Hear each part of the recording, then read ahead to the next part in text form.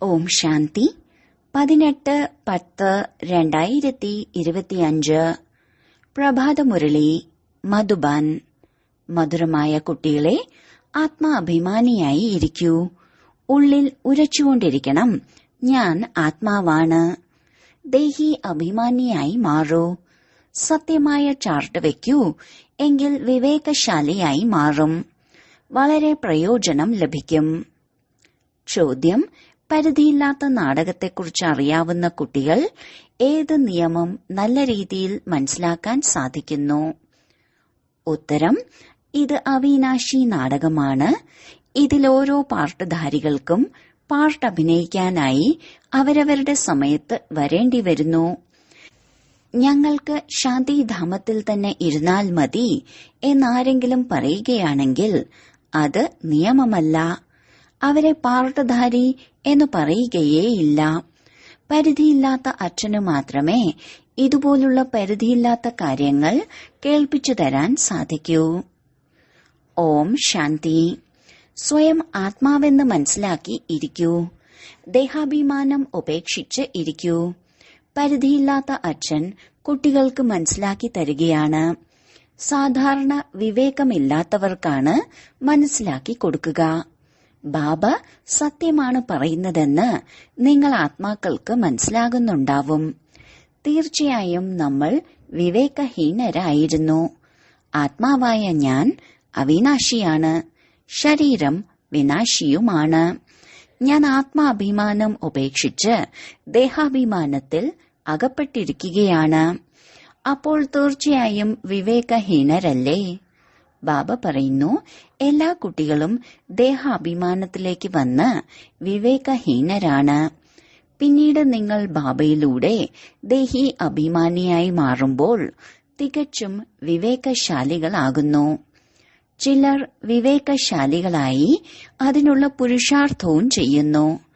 വിവേകഹീനരാകുന്നതിൽ പകുതി കൽപ്പമെടുക്കുന്നു. ഈ അന്തിമ ജന്മത്തിൽ വിവേകശാലിയായി തീരണം. പകുതി കൽപ്പമായി വിവേകഹീനരാണ്. ഇപ്പോൾ 100% വിവേകഹീനരായിരിക്കുകയാണ്. ഡ്രാമയനുസരിച്ച് നിങ്ങൾ ദേഹാഭിമാനത്തിലേക്ക് വന്ന് വീണു പോകുന്നു. ഇപ്പോൾ നിങ്ങൾക്ക് വിവേകം ലഭിച്ചിരിക്കുകയാണ്. അതുകൊണ്ട് വീണ്ടും വളരെയധികം പുരുഷാർത്ഥം ചെയ്യണം. കാരണം കുട്ടികൾക്ക് ദൈവിക ഗുണങ്ങൾ ധാരണ ചെയ്യണം. കുട്ടികൾക്കറിയാം, നമ്മൾ സർവഗുണ സമ്പന്നരും 16 കലാ സമ്പൂർണരുമായിരുന്നു. ഇപ്പോൾ ഈ സമയം നിർഗുണമായിരിക്കുന്നു. യാതൊരു ഗുണവുമില്ല. നിങ്ങൾ കുട്ടികളും നമ്പർ വൈസ് പുരുഷാർത്ഥമനുസരിച്ചാണ് ഈ കളി മനസ്സിലാക്കുന്നത്. എത്ര വർഷങ്ങളായി മനസ്സിലാക്കി തന്നുകൊണ്ടിരിക്കുന്നു. എന്നിട്ടും പുതിയവരാണ് വളരെ നല്ല വിവേകശാലികളാകുന്നത്. മറ്റുള്ളവരെയും അതുപോലെ ആക്കാനുള്ള പുരുഷാർത്ഥവും ചെയ്യുന്നുണ്ട്. ഒട്ടും തന്നെ മനസ്സിലാക്കാത്തതായി ചില കുട്ടികളുമുണ്ട്. തീർത്തും വിവേകഹീനരായിരിക്കുന്നു.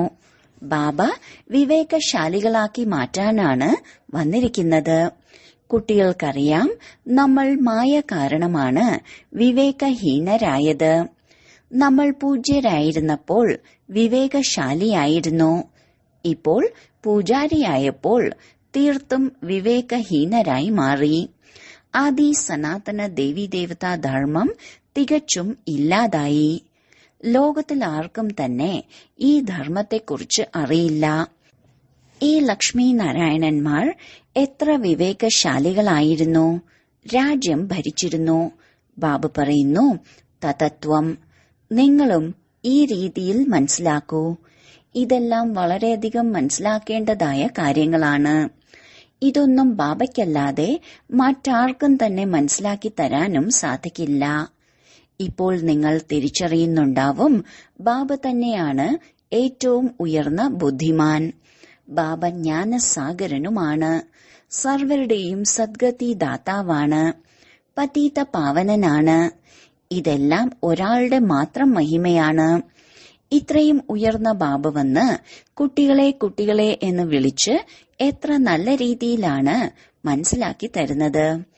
കുട്ടികളിപ്പോൾ പാവനമായി മാറണം. അതിനുവേണ്ടി ബാബ ഒരേ ഒരു മരുന്നാണ് നൽകുന്നത്. പറയുന്നു, യോഗത്തിലൂടെ നിങ്ങൾ 21 ജന്മത്തേക്ക് നിരോഗിയായി തീരുന്നു. നിങ്ങളുടെ എല്ലാ ദുഃഖങ്ങളും രോഗങ്ങളും സമാപ്തമാകുന്നു. നിങ്ങൾ മുക്തിധാമത്തിലേക്ക് പോകുന്നു. അവിനാശി സർജന്റെ പക്കൽ ഈ ഒരേ ഒരു മരുന്നേ ഉള്ളൂ. ആത്മാവിന് ഈ ഒരേ ഒരു ഇഞ്ചക്ഷൻ മാത്രമാണ് വെക്കുന്നത്. ഒരു മനുഷ്യന് തന്നെ എഞ്ചിനീയറും വക്കീലും എല്ലാമായി തീരാൻ സാധിക്കില്ലല്ലോ. ഓരോ മനുഷ്യനും അവരവരുടേതായ തൊഴിലുണ്ടാകും. പതീതത്തിൽ നിന്നും പാവനമാക്കൂ എന്നു പറഞ്ഞ് ബാബയെ വിളിക്കുന്നുമുണ്ട്. കാരണം പതീത അവസ്ഥയിലാണ് ദുഃഖമുള്ളത്. ശാന്തിധാമത്തെയല്ല, സ്വർഗത്തെയാണ് പാവന ലോകമെന്ന് പറയുന്നത്. മനുഷ്യർ ശാന്തിയും സുഖവുമാണ് ആഗ്രഹിക്കുന്നത്. സത്യം സത്യമായ ശാന്തി ശാന്തിധാമത്തിലാണുള്ളത്. കാരണം അവിടെ ശരീരമില്ല.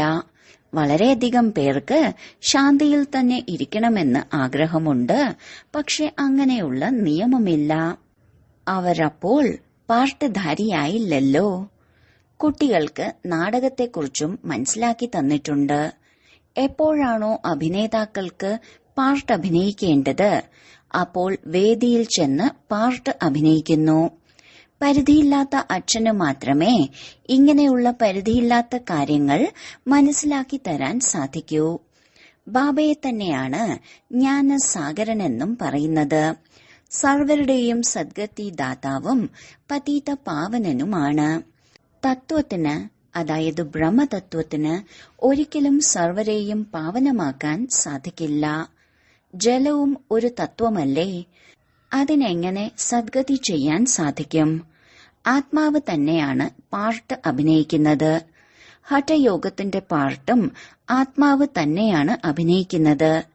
വിവേകശാലികളായവർക്ക് മാത്രമേ ഈ കാര്യങ്ങൾ മനസ്സിലാക്കാൻ സാധിക്കൂ. ബാബയും ധാരാളം മനസ്സിലാക്കി തന്നിട്ടുണ്ട്.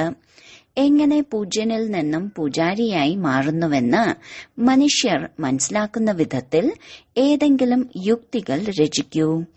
പുതിയ ലോകത്തിൽ പൂജ്യരാണ്, പഴയ ലോകത്തിൽ പൂജാരികളും. പാവനമായവരെ പൂജ്യരെന്നും പതീതമായവരെ പൂജാരിയെന്നും വിളിക്കുന്നു. ഇവിടെ എല്ലാവരും പതീതമാണ്. കാരണം എല്ലാവരും വികാരത്തിലൂടെയാണ് ജന്മമെടുക്കുന്നത്. സത്യുഗത്തിൽ എല്ലാവരും ശ്രേഷ്ഠരാണ്. സമ്പൂർണ്ണ ശ്രേഷ്ഠാചാരികൾ എന്ന മഹിമയുമുണ്ട്. ഇപ്പോൾ നിങ്ങൾ കുട്ടികൾക്കും അതുപോലെ ആയിത്തീരണം. തീർച്ചയായും പ്രയത്നമുണ്ട്. മുഖ്യ കാര്യം തന്നെ ഓർമ്മയുടേതാണ്. ഓർമ്മയിലിരിക്കാൻ വളരെയധികം ബുദ്ധിമുട്ടാണെന്ന് എല്ലാവരും പറയുന്നുണ്ട്.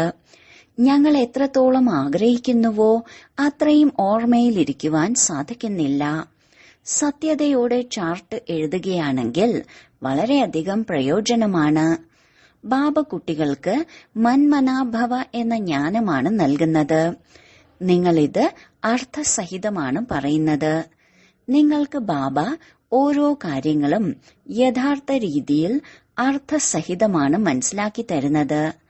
ബാബയോട് കുട്ടികൾ പല പ്രകാരത്തിലുമുള്ള ചോദ്യങ്ങൾ ചോദിക്കുന്നു.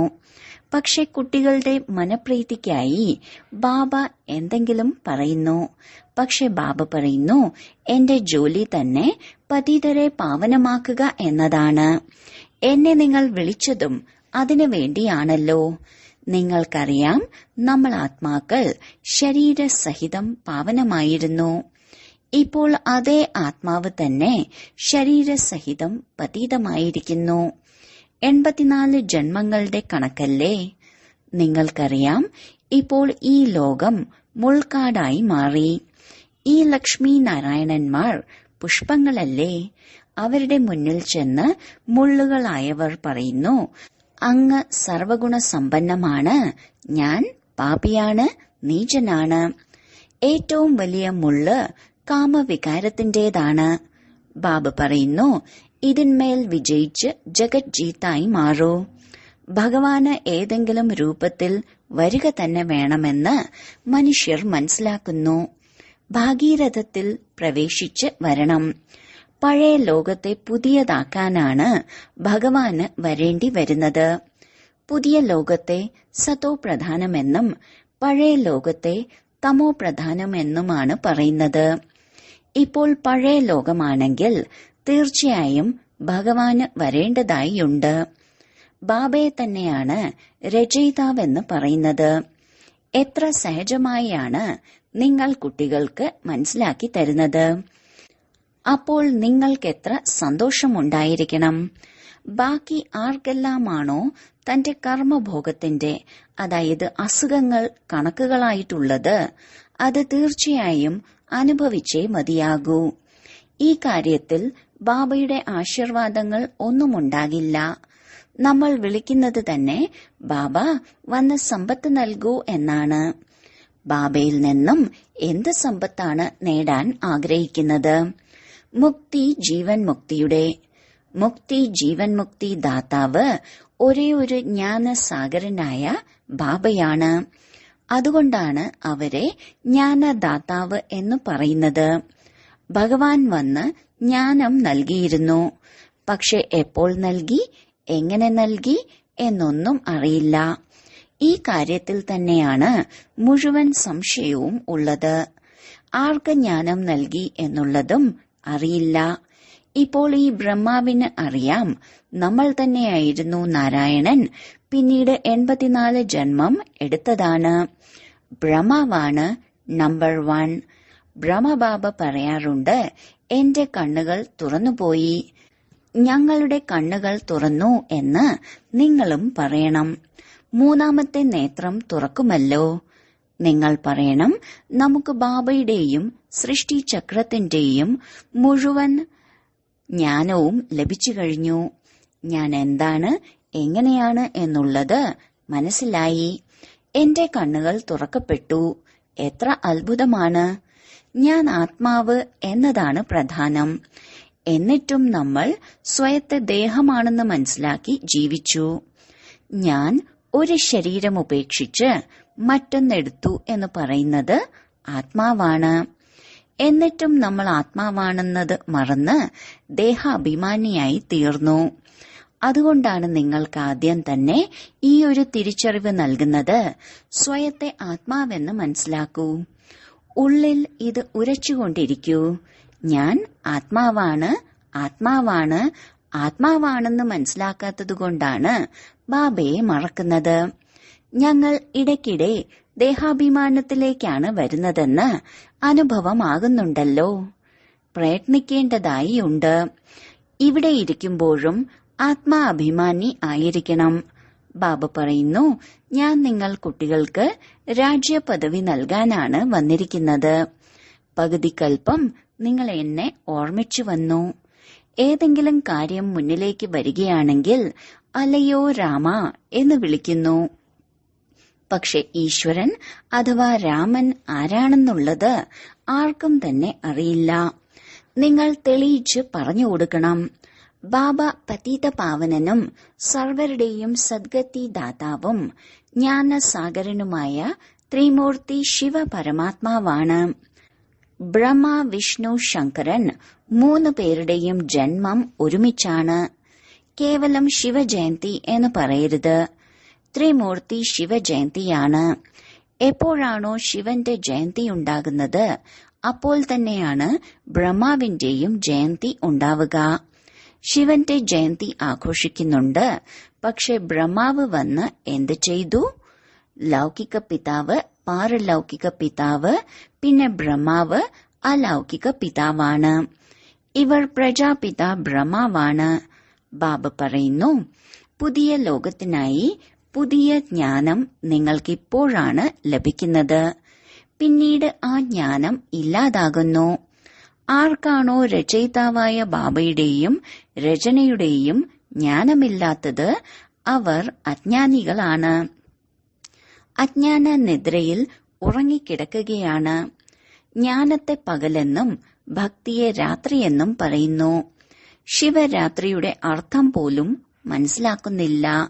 അതുകൊണ്ടാണ് അന്നേ ദിവസം അവധി പോലും പ്രഖ്യാപിക്കാത്തത്. ഇപ്പോൾ നിങ്ങൾക്കറിയാം, ബാബ വരുന്നത് തന്നെ എല്ലാവരുടെയും ജ്യോതി തെളിയിക്കാനാണ്. നിങ്ങൾ സാധാരണ ദീപങ്ങൾ തെളിയിക്കുമ്പോൾ ഇവരുടേത് എന്തോ വിശേഷ ദിനമാണെന്ന് മറ്റുള്ളവർ വിചാരിക്കും. ഇപ്പോൾ നിങ്ങൾ അർത്ഥസഹിതം തെളിയിക്കുന്നു. മറ്റുള്ള മനുഷ്യർക്ക് ഇതിന്റെ അർത്ഥത്തെക്കുറിച്ചൊന്നും മനസ്സിലാവില്ല. നിങ്ങളുടെ പ്രഭാഷണത്തിലൂടെയും ആർക്കും പൂർണമായി മനസ്സിലാക്കാൻ സാധിക്കില്ല.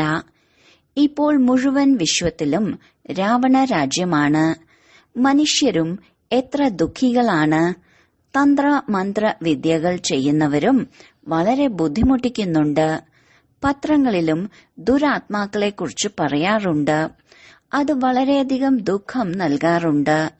ബാബ പറയുന്നു, ഈ കാര്യങ്ങളുമായി നിങ്ങൾക്ക് യാതൊരു സംബന്ധവുമില്ല.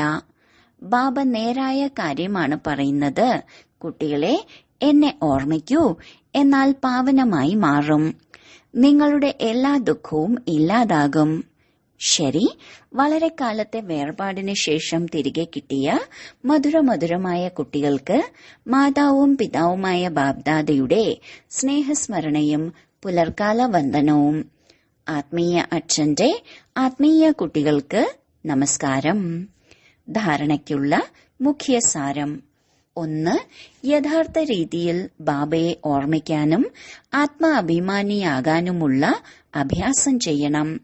തന്റെ ചാർട്ട് സത്യതയോടെ വെക്കണം. ഇതിലൂടെ തന്നെയാണ് വളരെയധികം പ്രാപ്തി. 2.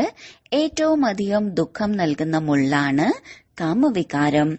ഇതിനുമേൽ യോഗബലത്തിലൂടെ വിജയം പ്രാപ്തമാക്കി പതീതത്തിൽ നിന്നും പാവനമായി തീരണം.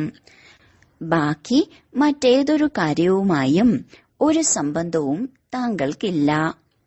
വരദാനം: പ്രാക്ടിക്കൽ ജീവിതത്തിലൂടെ പരമാത്മജ്ഞാനത്തിന്റെ പ്രൂഫ് അഥവാ തെളിവ് നൽകിക്കൊണ്ട് ധർമ്മയുദ്ധത്തിൽ വിജയിക്കുന്നവരായി ഭവിക്കട്ടെ. ഇനി ധർമ്മയുദ്ധത്തെ നേരിടണം. ഈ ധർമ്മയുദ്ധത്തിൽ വിജയിയാകാനുള്ള മാർഗം താങ്കളുടെ പ്രാക്ടിക്കൽ ജീവിതമാണ്. എന്തെന്നാൽ പരമാത്മജ്ഞാനത്തിന്റെ തെളിവ് പ്രാക്ടിക്കൽ ജീവിതമാണ്. താങ്കളിൽ സവിശേഷമായ ജ്ഞാനവും ഗുണവും പ്രാക്ടിക്കലായി കാണപ്പെടണം. കാരണം പരസ്പരം ചർച്ച ചെയ്യുന്നതിലൂടെ താങ്കളുടെ സവിശേഷത കാണിച്ചു കൊടുക്കാനാവില്ല. എന്നാൽ പ്രായോഗികമായി അവയെ ധാരണ ചെയ്യുന്നതിലൂടെ ഒരു സെക്കൻഡിൽ തന്നെ ആരെയും ശാന്തമാക്കാൻ കഴിയും. സ്ലോഗൻ: ആത്മാവിനെ ഉജ്ജ്വലമാക്കി മാറ്റുന്നതിനായി പരമാത്മസ്മൃതിയിലൂടെ മനസ്സിന്റെ ആശയക്കുഴപ്പങ്ങളെ സമാപ്തമാക്കൂ. അവ്യക്ത സൂചന: സ്വയത്തിനു വേണ്ടിയും സർവർക്കു വേണ്ടിയും മനസ്സുകൊണ്ട് യോഗത്തിന്റെ ശക്തികളുടെ പ്രയോഗം ചെയ്യൂ.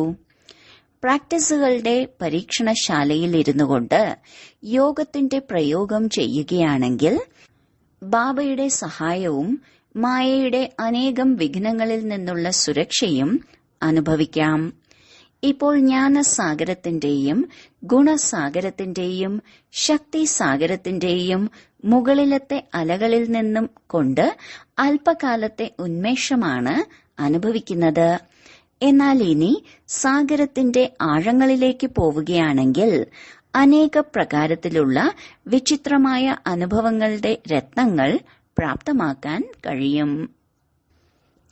മാതേശ്വരിജിയുടെ അമൂല്യ മഹാവാക്യങ്ങൾ: 1. ഈ ഈശ്വരീയ ജ്ഞാനം സർവാത്മാക്കൾക്കും വേണ്ടിയാണ്. ആദ്യം നമ്മൾ മുഖ്യമായ ഒരു പോയിന്റ് തീർച്ചയായും ബുദ്ധിയിൽ വെക്കണം. ഈ മനുഷ്യ സൃഷ്ടി വൃക്ഷത്തിന്റെ ബീജരൂപം പരമാത്മാവാണെന്നുള്ളതിനാൽ ആ പരമാത്മാവിലൂടെ ലഭിച്ചുകൊണ്ടിരിക്കുന്ന ജ്ഞാനം സർവ മനുഷ്യർക്കും അത്യാവശ്യമാണ്. എല്ലാ ധർമ്മത്തിലുള്ളവർക്കും ഈ ജ്ഞാനം സ്വീകരിക്കാനുള്ള അധികാരമുണ്ട്. ഓരോരുത്തരുടെയും ധർമ്മത്തിന്റെ ജ്ഞാനം അവരവരുടേതായിരിക്കാം. ഓരോരുത്തരുടെയും ശാസ്ത്രം അവരവരുടേതായിരിക്കാം. ഓരോരുത്തരുടെയും മതം അവരവരുടേതായിരിക്കാം. ഓരോരുത്തരുടെയും സംസ്കാരം അവരവരുടേതായിരിക്കാം. പക്ഷെ ഈ ജ്ഞാനം എല്ലാവർക്കും ഉള്ളതാണ്. അഥവാ ഈ ജ്ഞാനം അവർക്ക് സ്വീകരിക്കാൻ കഴിയുന്നില്ലെങ്കിലും നമ്മുടെ കുലത്തിൽ വരുന്നില്ലെങ്കിലും എല്ലാവരുടെയും പിതാവായതിനാൽ ആ പിതാവുമായി യോഗം വെക്കുന്നതിലൂടെ തീർച്ചയായും പവിത്രമാവുകയെങ്കിലും ചെയ്യും. ഈ പവിത്രതയിലൂടെ തങ്ങളുടെ തന്നെ വിഭാഗത്തിൽ തീർച്ചയായും പദവി പ്രാപ്തമാക്കും. എന്തുകൊണ്ടെന്നാൽ യോഗത്തെ എല്ലാ മനുഷ്യരും അംഗീകരിക്കുന്നുണ്ട്. പലരും പറയുന്നുണ്ട്, ശിക്ഷകളൊന്നും അനുഭവിക്കാതെ മുക്തി ലഭിക്കുന്നതിനുള്ള ശക്തി ഈ യോഗത്തിലൂടെ ലഭിക്കാൻ സാധിക്കുമെങ്കിൽ ഞങ്ങൾക്കും മുക്തി വേണം. 2. അജപാജാപം അർത്ഥം നിരന്തരമായ ഈശ്വരീയ ഓർമ്മ. ഇങ്ങനെ ഒരു ചൊല്ലുണ്ടല്ലോ, ശ്വാസശ്വാസം അജപാജാപം ജപിച്ചുകൊണ്ടിരിക്കൂ. അതിന്റെ യഥാർത്ഥ അർത്ഥമെന്താണ്? അജപാജാപം എന്ന് നാം പറയുമ്പോൾ അതിന്റെ യഥാർത്ഥ അർത്ഥം ഇതാണ്: ഓരോ ശ്വാസത്തിലും ബുദ്ധിയോഗം തന്റെ പരമപിത പരമാത്മാവിനോടൊപ്പം നിരന്തരം വയ്ക്കുകയും ഈ ഈശ്വരീയ ഓർമ്മ ഓരോ ശ്വാസത്തിലും സ്ഥിരമായി ഉണ്ടായിക്കൊണ്ടിരിക്കുകയും ചെയ്യുക. ആ നിരന്തര ഓർമ്മയെ അജപാജാപം എന്ന് പറയുന്നു. അല്ലാതെ വായിലൂടെ ജപിക്കുക അല്ലെങ്കിൽ രാമരാമ എന്ന് പറയുക, ഉള്ളിലേതെങ്കിലും മന്ത്രം ഉച്ചരിക്കുക, ഇത് നിരന്തരം നടത്താൻ സാധ്യമല്ല. അവർ മനസ്സിലാക്കുന്നത് നമ്മൾ വായിലൂടെ മന്ത്രം ഉച്ചരിക്കുന്നില്ല എന്നാണ്. പക്ഷെ മനസ്സിൽ വേണം ഉച്ചരിക്കാൻ. അതാണ് അജപാജാപം. പക്ഷെ ഇത് സഹജമായ ചിന്തിക്കേണ്ട കാര്യമാണ്. നമ്മുടെ ശബ്ദം തന്നെ അജപാജാപമാണ്. അതിനെ ജപിക്കേണ്ട ആവശ്യം പോലുമില്ല. ഉള്ളിലിരുന്ന് ഏതെങ്കിലും മൂർത്തിയെ ധ്യാനിക്കേണ്ടതില്ല, എന്തെങ്കിലും സ്മരിക്കേണ്ടതില്ല. എന്തുകൊണ്ടെന്നാൽ അതും കഴിക്കുകയും കുടിക്കുകയും ചെയ്യുകയും ഒന്നിച്ച് നടക്കുകയില്ല.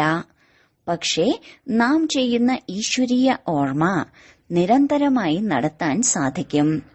എന്തുകൊണ്ടെന്നാൽ ഇത് വളരെ സഹജമാണ്. ഉദാഹരണത്തിന്, കുട്ടികൾ തങ്ങളുടെ അച്ഛനെ ഓർമ്മിക്കുകയാണ്. ആ സമയത്ത് അച്ഛന്റെ ഫോട്ടോ അടുത്ത് വെക്കേണ്ടതില്ല. മറിച്ച് മനസ്സാ വാച കർമ്മണ അച്ഛന്റെ എല്ലാ ജോലിയും കർത്തവ്യവും ഗുണങ്ങളും സഹിതം ഓർമ്മ വരും. അത് ഓർമ്മ വന്നതോടെ കുട്ടികളുടെയും ആ കർമ്മം നടക്കും. അപ്പോഴേ മക്കൾക്ക് അച്ഛനെ പ്രത്യക്ഷപ്പെടുത്താൻ സാധിക്കൂ. അതേപോലെ തന്നിൽ നിന്ന് മറ്റുള്ളവരുടെയും ഓർമ്മ മനസ്സിന്റെ ഉള്ളിൽ നിന്ന് കളഞ്ഞ് ആ ഒരേ ഒരു യഥാർത്ഥമായ പാരലൗകിക പരമപിത പരമാത്മാവിന്റെ ഓർമ്മയിലിരിക്കുകയും വേണം. ഇതിലിരിക്കുമ്പോഴും എഴുന്നേൽക്കുമ്പോഴും കഴിക്കുമ്പോഴും കുടിക്കുമ്പോഴും നിരന്തരം ഓർമ്മിക്കാൻ സാധിക്കും. ആ ഓർമ്മയിലൂടെ തന്നെയാണ് കർമാതീതമാകുക. അപ്പോൾ ഈ സ്വാഭാവിക ഓർമ്മയെ തന്നെയാണ് അജപാജാപം എന്ന് പറയുന്നത്. ശരി. ഓം ശാന്തി.